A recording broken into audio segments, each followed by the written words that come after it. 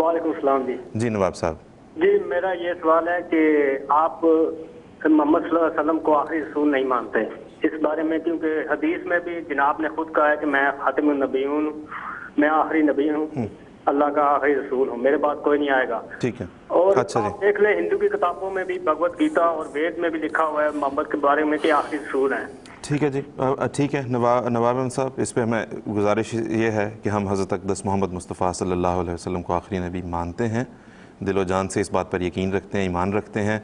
आप अगर YouTube पे जाएं, हमारे राह उदा के कुछ पिछले प्रोग्राम्स आप उनमें देखें, क्योंकि कहीं ना कहीं जो है वो लामहल्ला इस बात का तज़किरा ज़रूर होता है, कोई सवाल ऐसा ज़रूर आ जाता है जिसमें ये पूछा जाता है कि जी आप लोग रसूलुल्लाह सल्लल्लाहु अलैहि वसल्लम को आखिरी नबी क्यों नहीं मानते, तो इसका जवाब आपको वहाँ पे ज़रूर मिल जाएगा। लेकिन मैं इख्तिताम पे तालुम जी बाइसा से दरख्वास्त करूँगा कि बहुत मुख्तसर वक्त हमारा तकरीबन ख़त्म हो चुका है।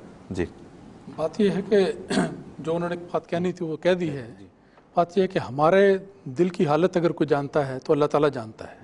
हम अल्लाह ताला को हाजिर नाजिर जानकर ये अर्ज़ करते हैं, और हर अहमदी अल्लाह ताला के हुजूर इस बात का इकरार करता है कि हम अपने दिलो जान से, दिल की गहराई से अपने आका मौला हज़रत मोहम्मद मुस्तफ़ा सल्लल्लाहु अलैहि वसल्लम को हकीकी मानों में, सच्चे मानों में, हर मानों में ख़ातमुन नबिय्यीन यकीन करते हैं।